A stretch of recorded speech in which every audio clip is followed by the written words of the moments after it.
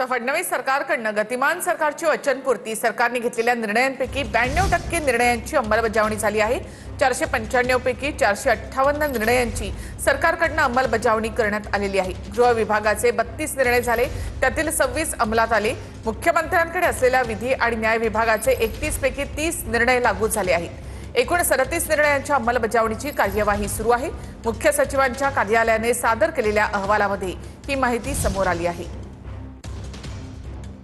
मंत्रिमंडळापुढे राज्य सरकारने घेतलेल्या निर्णयांची किती अंमलबजावणी झाली या संदर्भात एक प्रेझेंटेशन घेतलं आणि प्रत्येक विभागाने जे काही निर्णय घेतलेले आहेत त्या निर्णयाच्या संदर्भात त्यांनी प्रेझेंटेशन केलं।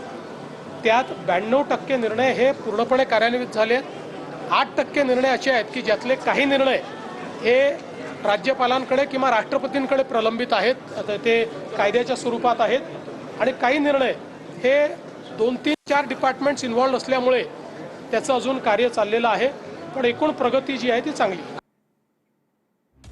फडणवीस सरकारकडून गतिमान सरकारची वचनपूर्ती सरकारने घेतलेल्या निर्णयांपैकी 92% निर्णयांची अंमलबजावणी झाली आहे। फडणवीस सरकारने 495 पैकी 458 निर्णयांची अंमलबजावणी केली। मुख्यमंत्री फडणवीस यांच्याकडे सामान्य प्रशासन विभागाने घेतलेल्या 17 पैकी 16 निर्णय अंमलात आणण्यात आले। गृह विभागाचे 32 निर्णय झाले, त्यातील 26 अंमलात आणण्यात आले। मुख्यमंत्र्यांकडे असलेल्या विधी आणि न्याय विभागाचे 31 पैकी 30 निर्णय हे लागू करण्यात आले आहेत।